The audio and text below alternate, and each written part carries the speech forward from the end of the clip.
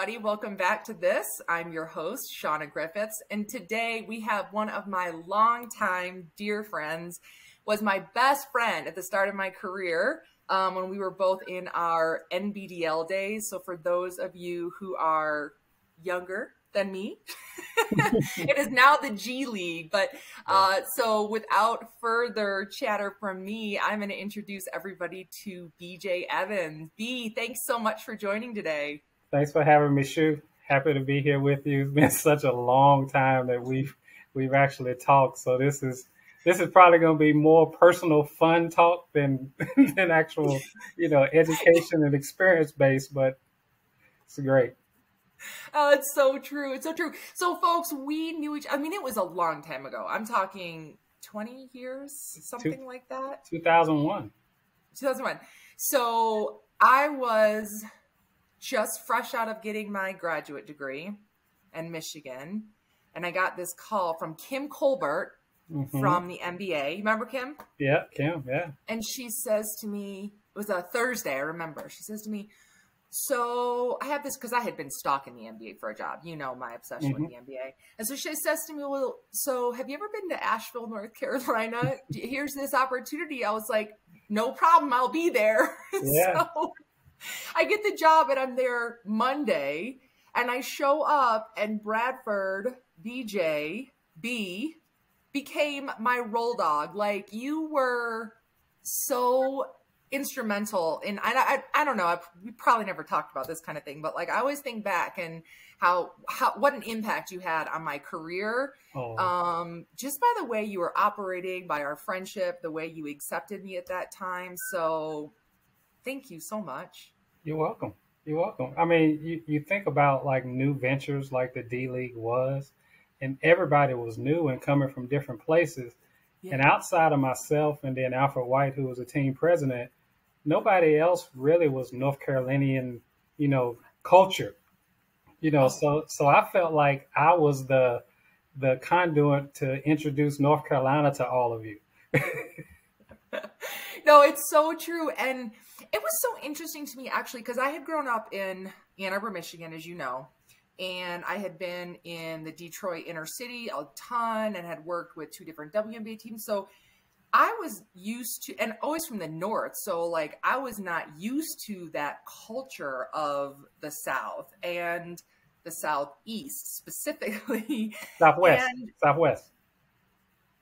Well, oh, sorry, in North Carolina, but the Southeast. Yes. Oh, I got you. Yeah. No, but I remember so I remember the first ticket sales table we went to.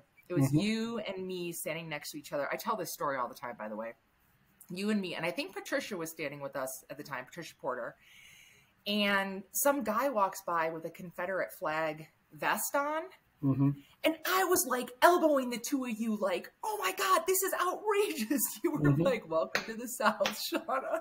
I was just, and at that time, it was just crazy to me. Yeah, no, I mean, it's, growing up in North Carolina, like you saw it all the time. And like a quick funny story. So like, you remember the show, The Dukes of Hazzard? Yeah. And, the General Lee car. So that was one of my favorite shows. And I used to cheer for that car. And then, as I got older and I started educating myself, and then I realized that I was cheering for something that represented hate.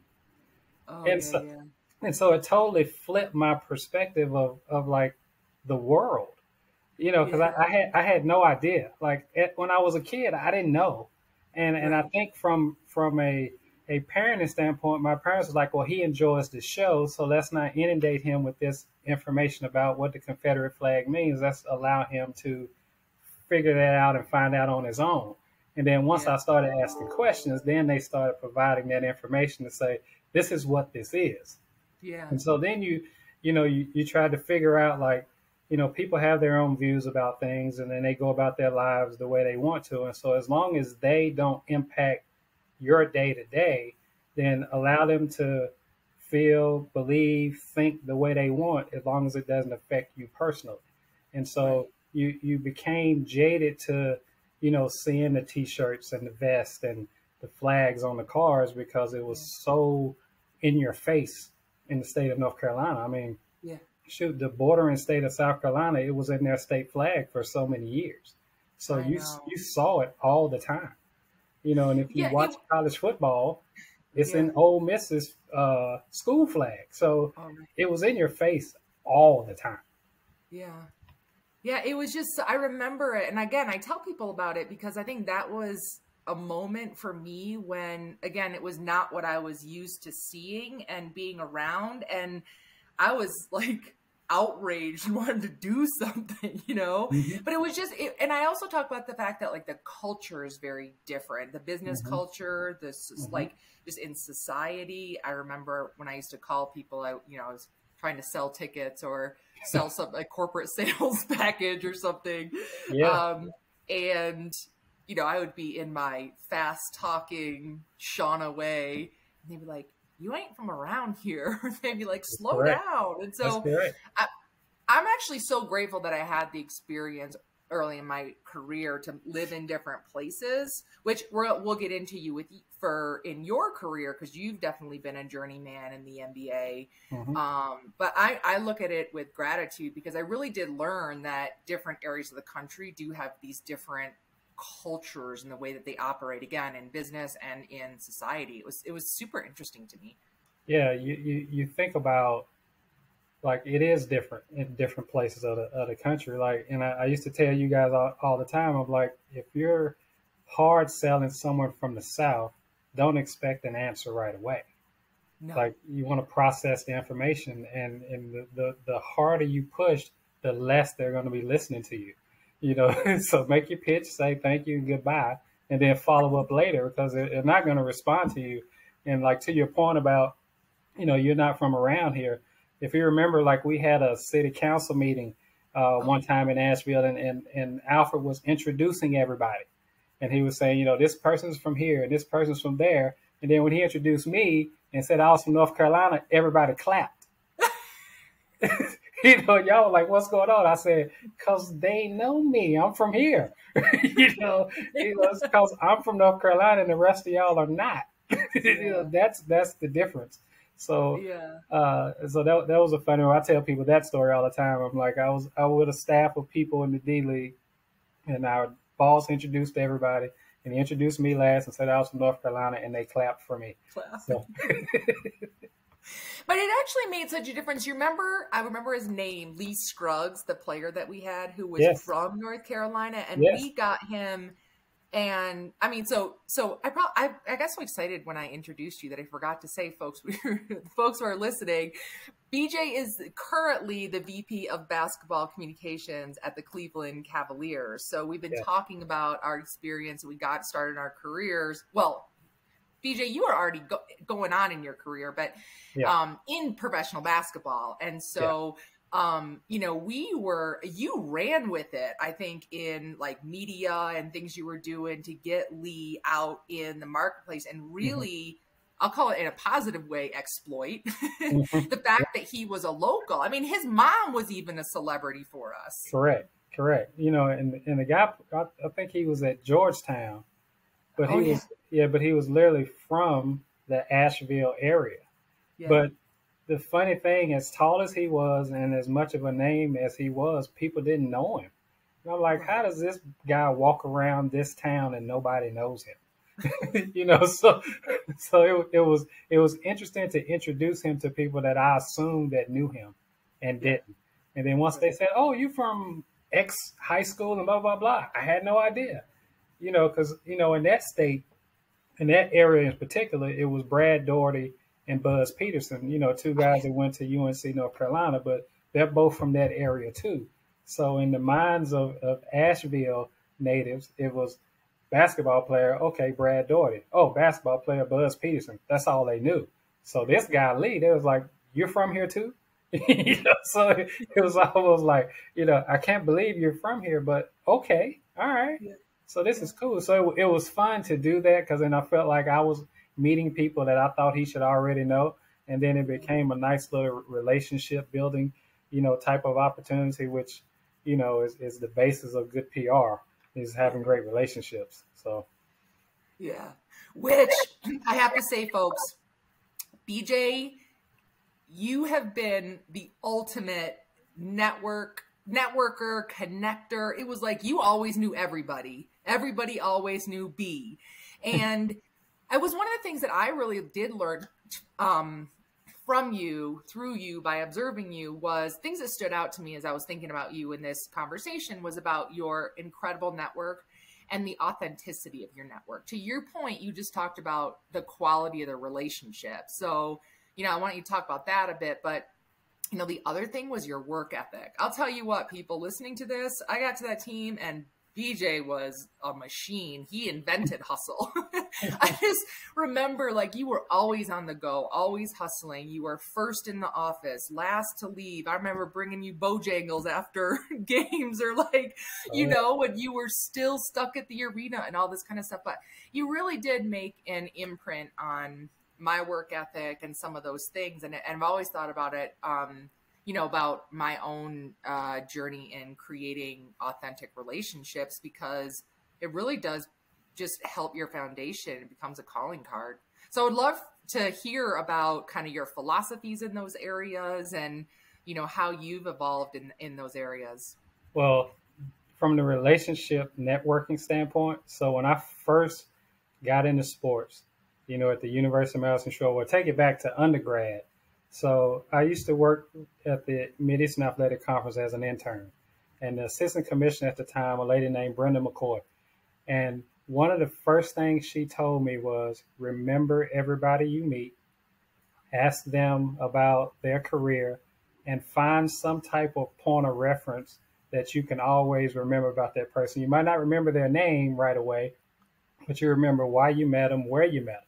And she said, you'll be surprised that person you meet 5 years earlier, you're going to run into them again 10 years later, because the sports world is so small. You just have no idea. And so that kind of resonated with me. But then it was also kind of natural for me. I like talking, and I like talking to people, and I like meeting people. And so PR and my own natural mentality kind of went together.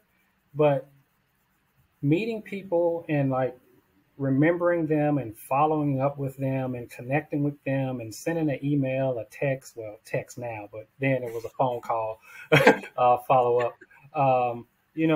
That allowed me to meet more and more and more people. And so from day one, my goal was to make it to the NBA. And so the only way for me to make it to the NBA was to meet people that worked in the NBA. And if I couldn't get my hands on somebody that was already there, I tried to get my hands on people that had been there or were also trying to get there. And whether it was a media person, an athletics director, a game official, a hot dog vendor, a bus driver, anybody that had a touch point somewhere that I could ask questions about. But then also, too, I was remembering those people this is so far out of bounds, but I know just about all the first names of the bus drivers that drove us around when I was working at the University of Maryland Shore, North Carolina A&T, and places like that. I remembered all the bus drivers. And I don't know why I did that, but I remembered all the bus drivers. Yeah. And I made sure I knew all the names of the people that took care of the building. I made sure I knew all the housekeeping staff. I made sure I knew all the security people. And so because, that was kind of the basis of me being comfortable in my job and being able to do my job efficiently, because you got to touch a lot of different people in a lot of different places and a lot of different things to accomplish your job. It's not just about you. It's about a lot of people, the sum of all parts to make one great product. And so that is how I kind of position myself in my career, is I keep meeting people that help me grow. And I can only grow as much as the information I have. And you don't know what you don't know until you ask somebody. And I always ask. And because, my goal was to get here, I'd ask questions. And then if it wasn't the answer that I wanted, or it was an answer that made me go back and reevaluate how to get there, I did that. And so I think that's kind of how like my network kind of built up. But then all the different steps I had from college athletics to the conference office to NCAA committees, which by the way, when I tell people that I was on the NCAA women's basketball committee, as a committee rep, they'd be like, women's basketball? And I'm like, yeah. I said, but you guys don't understand the people that I met along the way. Yeah. Like I'm sitting in the same room with Pat Summitt, Oh, wow. for first and second round. I'm sitting in the room with Gino Auriemma. I'm sitting in the room with all of these legendary women's basketball coaches, but also just basketball minds, and I made it a point to shake their hand, tell them who I was, tell them what I was about, tell them what I was interested in, because you never know who they may talk to that says, hey, I met a guy, he works at the MEAC office, or he works wherever, give him a call, because that networking, you never know who's thinking about you. You never know how your engagement with somebody is going to help you advance to the next step. And my networking base just exploded after that NCAA committee rep positions. Like I met people I thought I'd never meet in my life, and so that's just, I can't say enough about networking because it's all about who you know. Like you hear in college, your professors say, it's not about what you know, it's who you know. Well, you got to know a little bit, but it also helps to know somebody as well. Yeah. Because I got out of Asheville because at the time, the head of PR for the D League, you remember Brian Flynn? Oh, yeah, yeah. So Brian Flynn was the head of MBDL PR at the time. But Brian Flynn was the intern for Tim Donovan, who was the head of PR for the Miami Heat. And that's how I got the interview with the Heat and ultimately got the job because of my connection to Brian, who Brian had a connection to Tim, and he sold me to Tim. And that's how I got literally into the NBA because of a networking step from the D League. So, yeah. Networking is the thing. And then, once you get in the door, then you start flipping your business card and you start emailing and you start texting like, what do you do? Yo, how can you help me? Hey, can you write a story about my guy? You know what? I'll call you later. Hey, do you play golf? I play golf. You want to play golf together? You just find all of these different ways to engage with people, but then create a memory so they remember you, you remember them, and you continue to stay in touch. And that's how your network grows. And that's how mine has grown. Yeah. I love the way you said that, though, about like you create a memory. And I think that's part of the authenticity that I'm talking about when you are creating these relationships. It's like you don't just stop at the hi, I'm BJ, or like, here's my business card. You take those steps to have the conversation. You remember the thing. You remember the people who, people who remember like the bus drivers and that, all of that, you care, you take that next level, you're truly engaging with people. And I think that it matters so much, because there's such a difference between someone who's surface and connections and like, okay, well, I'm going to meet them because might need them later. Right. No, you meet them, you create that memory, you create that engagement, and then you can really call on that and add value to that person as well. Yeah, like in my mind, I'm meeting lifelong friends. Like that's how I look at it. Like when I talk about you, and I remember you first got there in Asheville, and you didn't have your car yet, and so I'm driving you around, and then when your car finally showed up, and this is after we done had a conversation, you told me about Michigan and how you like sports and basketball and all your family, and then your car, pulls up, and you got 2 Nike stickers in the windows. And I'm like, oh, okay, there's you got a Nike car, and so like that sticks in my mind about you having 2 swooshes in your windows, and then your nickname Shoe, and so here's the memory for me and you. In addition to some other conversations we've had, but nickname Shoe, you had the Nike swooshes on your car. I'm a sneakerhead, which is all I wear is Nike. So I'm like, shoe, the car. It's all you like that in my head all the time. I love that. I Yeah. love that. It's so true. It's so true. But so I also talked about part of that hustle even comes out when you talk about the way that you move and operate and Mhm. network, and Mhm. it's a habit, it's a practice. And so, It's a habit. you are, I like I said, you invented the word hustle. It's like in the dictionary next to the word hustle is bee's face. So like talk about, where did that work ethic come from? Well, I mean, part of it is just the way my parents brought me up. Like, nothing was ever like given to me just because I asked for it. Hmm. Like they made me work for everything. Like, I never got a car when I turned 16. Like, I didn't get a cell phone until my sophomore year in college. Um, like the first car that I ever bought myself, I had to buy it myself. Like, I had to earn everything. Um, and then once I got into my career and I thought like things were just going to come easy. Like in middle school, high school, like, we all, grew up playing sports. And so basketball was easy for me. Like, all sports and stuff was easy for me. And so school was easy for me, and so once I got into college and I saw there was a lot of people that came up with, easy, ways to get through things, I was like, okay, I got to compete. And so I started competing with people with like interests, with like backgrounds, and so I was like, okay, I gotta really like figure out a way to separate myself to advance in my career. And at the time, if you were an HBCU student, you weren't viewed as having the same education experience and background as other kids that went to Power Five schools or what have you. Now HBCU is the belle of the ball right now, but Yeah.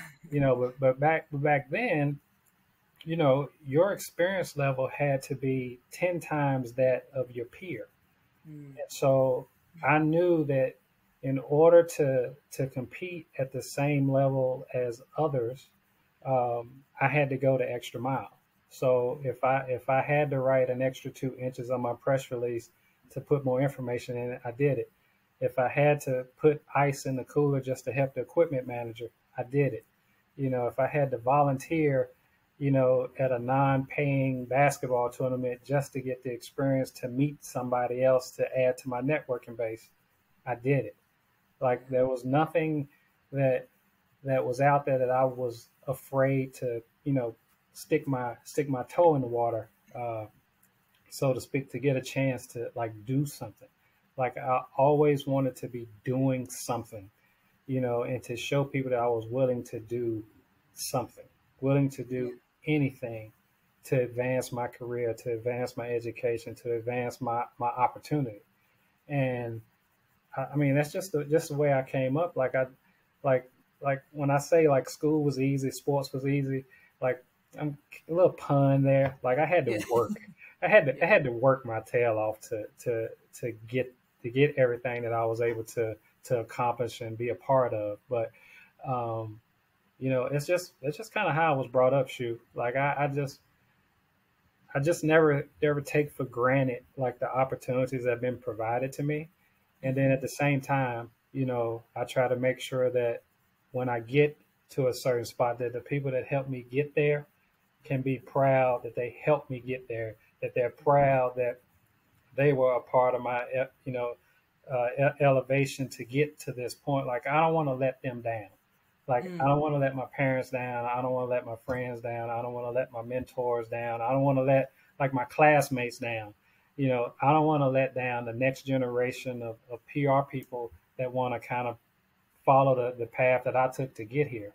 Yeah. So I take that responsibility, very serious about who I represent, not just represent myself, but who I represent to get here. And then now that I'm here, like, how am I holding myself accountable for how I go about my business and how I tell people I go about my business and I'm sorry, how I demonstrate how I go about my business. And so, it's just innate. Shoot, like, I don't know any other way.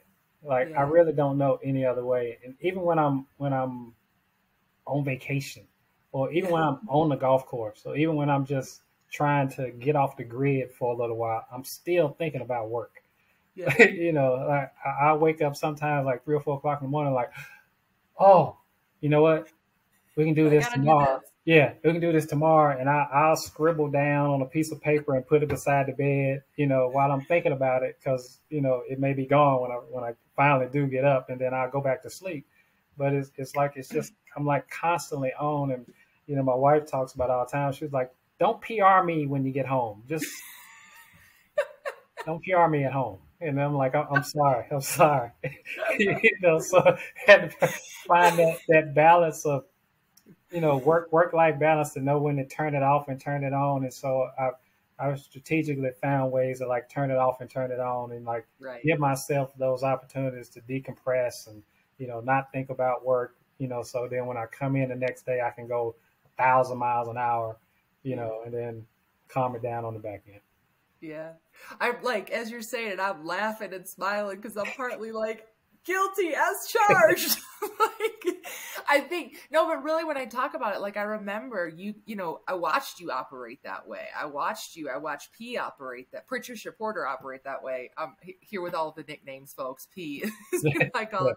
But, you know, I mean, that stuff really rubbed off on me. And like, I've got my sticky notes and I'm always doing something, you know, my brain's always going. And my husband, John's like, what are you doing now? You know, like, Right. scribbling something down, and you know, as we're driving along on like some back of an envelope or something, you know. But Yeah. I do, and I know what you mean about, you just don't know how, like any other way to be. I just don't, you know. It's like it is not necessarily that I'm competing against somebody else. I'm competing to be the best version of myself that I Mm-hmm. can be, Yeah. and to have the maximum positive impact that I can on others, on the business that I'm working on. And I think, you know, that really is what drives it. And which also brings me, the whole mention of positive impact brings me like, that's something that I noticed about you. Then again, that authenticity of those connections and like helping people out. And then recently, Gerard Littlejohn, who I met, who was on the show just, I think it was last week we dropped his episode, but I remember Yeah. when I met him and I had this moment where he said the Bobcats, and I was like, wait, you know BJ Evans? And it was like, oh, eruption, and you know, just excitement. We Yeah. realized that we both had that bond with you, and it was amazing to hear him talk about the positive impact that you have had on his career, his journey as someone coming up in PR communications. And so, you know, Mm-hmm. I just want to acknowledge that is a part that I think is really special about you. And I'm curious, like, where does that come from? And, you know, how are you viewing that as a part of your own evolution? Yeah. I take great pride in listing the people that have interned for me or worked for me, and looking at their accomplishments. And when I do speak to them and they talk about, yeah, I got this from you, or if they call and ask my advice about something, and that touches me like to its core, because, you know, like you said, like, you know, I had an impact on you, but I think about like all the people in my career that had an impact on me and why they had an impact on me. And I feel like, you know, in order for this business that I'm in to continue to, you know, grow, then you got to help grow the next generation. And so, like, if like somebody like Gerard, like when I look at like everything like Gerard does, you know, I just smile, because I remember him coming into the office like these bright eyes and was like, you know, what do I do? What do I do? What do I do? And he picked up everything like quickly. And like, you know, people that, you know, you tell them once and they can take it and run with it, like those are the special ones.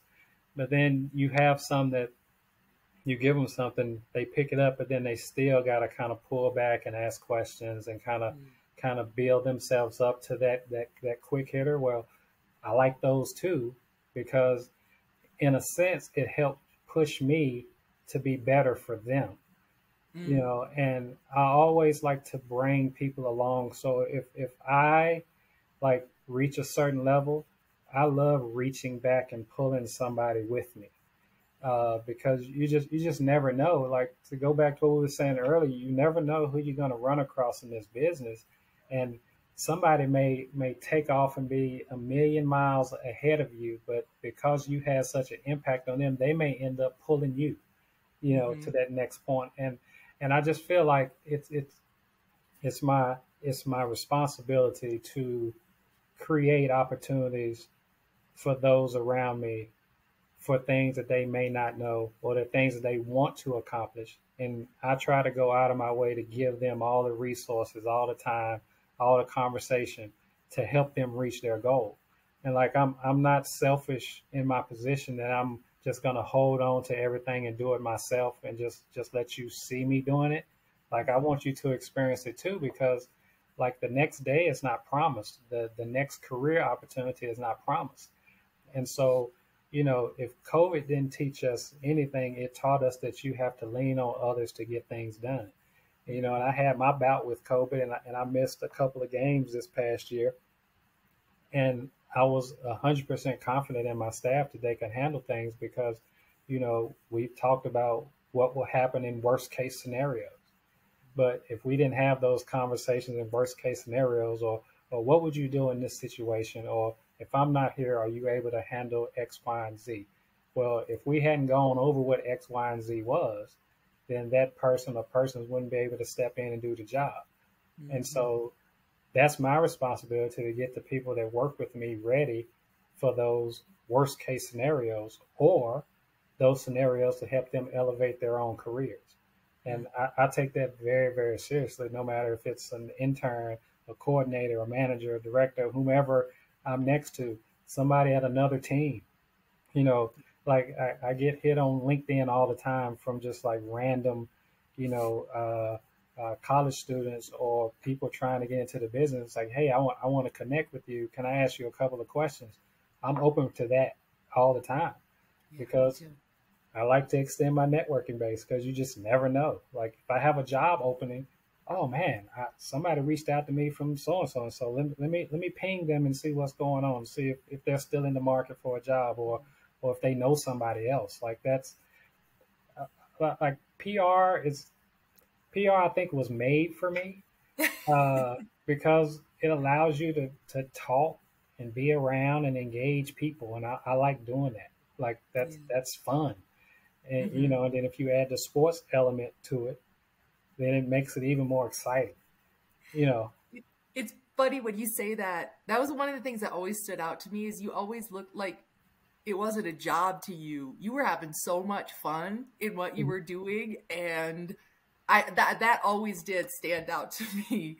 And I'm laughing about it because like, I know I wasn't paid when I was doing some of the stuff I was doing. I was like, I want to do some of that. But I was over there trying to sell ice to Eskimos, ticket sales, and corporate sales. And no, but I love that you've talked about this because I think especially the like, you remember people along the way, people who are the next generation coming up. And because even when you were talking about, you mentioned Brian Flynn, I mentioned Kim Colbert. These are people that at pivotal moments, they took a chance on us with a phone call, with a recommendation, whatever that was. And, I know you went from the altitude to the Miami Heat. Again, I was talking to you earlier about being a bit of a journeyman. From the Heat, I think you went to the Bobcats. And then from the Bobcats, you went to Cleveland, where you've been now for, you said, what, 10 years? This will be season 10. Yeah. So, I mean, like that's a journey. And I think, again, like probably all along the way, you had people that, opened a door, remembered you, that kind of thing. But then, I love that you said you feel it's a responsibility. You're also a bit of paying that back and doing that, giving that out to other people. And so there's a bit of a joy in that, I think. It is. I like I said before, like I'm so proud when I see people that I've worked with before excel in their careers.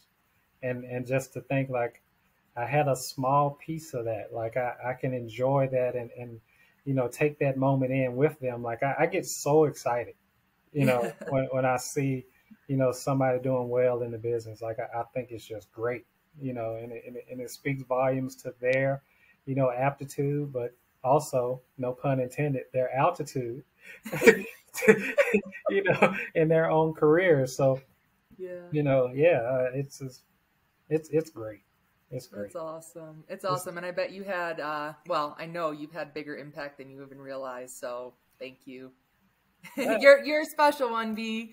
Yeah. All right. So I know you probably have like a coach or a player knocking at your door, and I'm running short on time. So my last question is just one thing I like to do at the end of our episodes is to ask people if you had one or two things that you wanted as takeaways for people to have from your episode. What would those one or two takeaways be, knowing that this audience is, spans the age groups and, but very much is about, authentic, diverse leaders? Yeah. Well, I'd say the first thing is, relationships matter, and they matter on so many different levels, from a personal level to a professional level, to just having your own, mental health awareness. Like, relationships matter. I mean, you got to have people that you can talk to in all three of those different spaces, but they all kind of run together.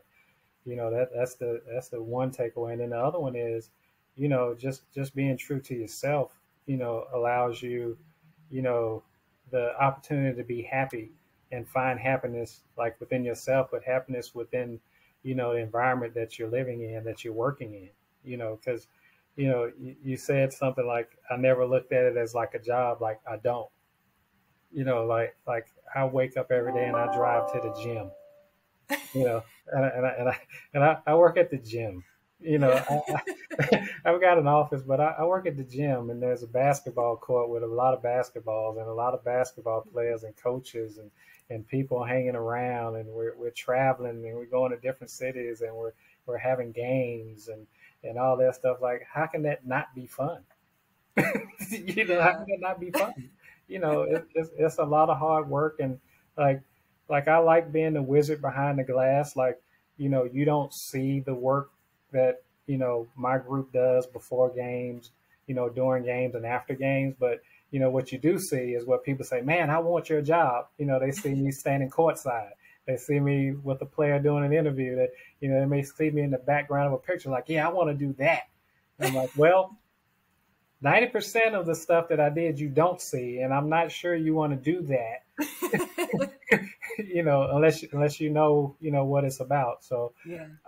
Those would be my two takeaways. All right. Those are good ones for sure. It has been an absolute joy to catch up with you. We are going to make this more frequent. I don't want this to be it can't be 20 years from now, B. No, we cannot.